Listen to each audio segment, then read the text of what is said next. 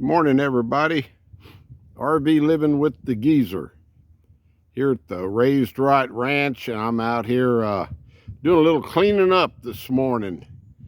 That's those trees over there. I'll walk over there in a second and show you where we trim the limbs back over my trailer.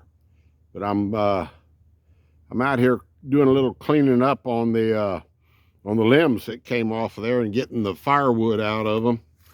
And yeah, guys, sometimes older is better.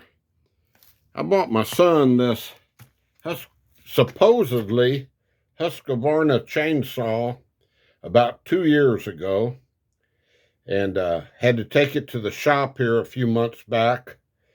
And the guy that he put a new carburetor in it, and it was all gummed up. You know, those things, you got to drain the fuel out of them. But, you know, and that'll happen. The carburetors get gummed up if using a fuel mix. But he told me that some of the parts in here are not true Husqvarna parts. I bought this at that Lowe's, lumberyard place. It's a chain. And he says, no, it's got some plastic parts in there, and I'm worried about the cylinder in it and all this. Make a long story short, it was right at $100. He got it running again, put in a new carburetor and several things, but we got it back, and it sat for a little bit, and not that long, and it won't start now. So, I had a Husqvarna weed eater way back, and I used that thing for like 10 years. Never a problem with it. And my son, I talked him into buying that Husqvarna riding mower, and he's never had a problem with that. But just beware, you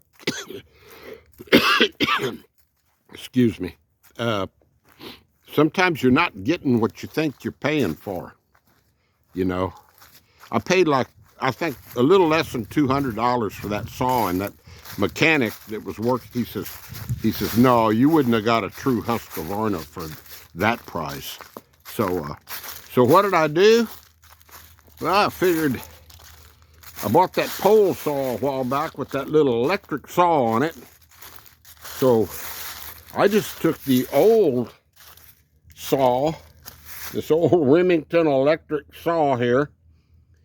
I probably bought this back in right down the street from my fire station. There was an Ace hardware store there, and I bought that pole saw with this little 10-inch electric saw on it. It's a Remington, and I bought it back then for like $90.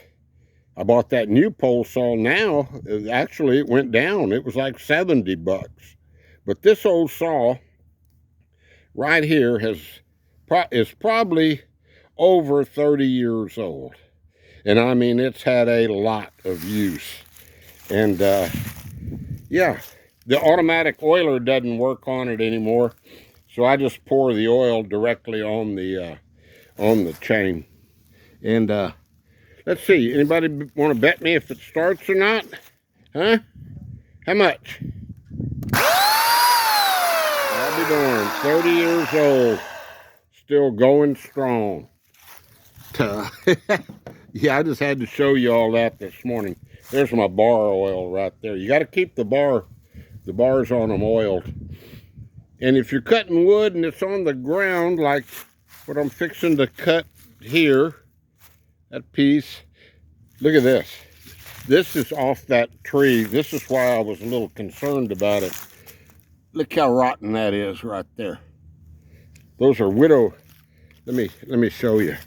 See, here's a bigger one, and I'm gonna get it all trimmed up. I'm throwing the brush over here. On a rainy day, we can burn a little brush pile. But I've gotten this much wood out of it. Okay, gotten that much out, and that smaller stuff. That wood stove he's got they're great, way better, way more conservative on wood than a fireplace ever thought about being. I had a wood stove in 2 of my houses. But yeah, there's my trailer. See, we got the limbs cut back away from it. Yeah, those old, once that first ice storm comes, I'm probably gonna cut some more off of there to get the weight off of that tree. Those are called widow makers, and you can figure that out for yourself why they call them widow makers. The forestry firefighting guys, that's a common term with them. That's gotten to be a problem for quite a few of those guys. Yeah, his limbs snagging, falling off trees. But yeah, we got it cut back pretty good.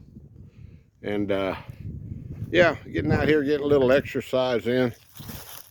And that saw, if you just sort of don't push it, it'll cut limbs that big.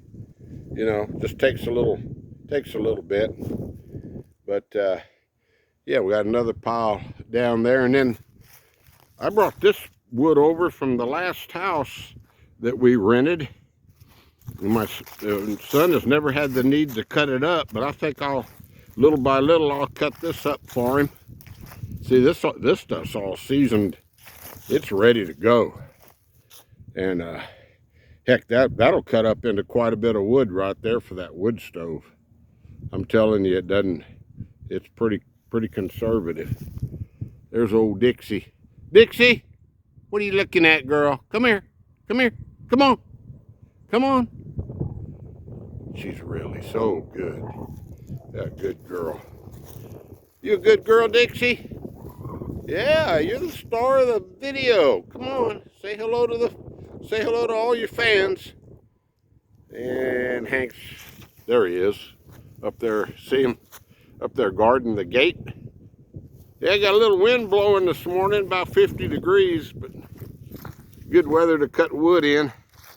My dad had me starting out at about 10 years old. We'd go out every Saturday and cut wood, and then come home and he'd have a pot of beans going, and Saturdays were, you could almost, I had it memorized what we were gonna do. She found something. All right, guys, I just wanted to show you how well that 30-year-old little old electric chainsaw is working. You can actually get them with like 18-inch. One of these days I may get him one of those with a, of course, battery operated. They've got one I think is good. They said for like 200 cuts between charges, which it's just light duty stuff around here. So that would work. And I just got it plugged into my side of my trailer. All right, everybody. We'll be talking to you later. I got work to do. And the smaller stuff here, I cut it up too. That's for his smoker. He likes to use that smaller stuff when he smokes. And he uses the heck out of that smoker. All right, guys. Have a good one. Old Dixie gnawing away. Stay positive. Stay blessed. And keep your health. You can go out and cut some wood and stay warm. Yeah, stay warm too. Hit that like button for me. See if you're still subscribed. Adios, my friends. Bye-bye.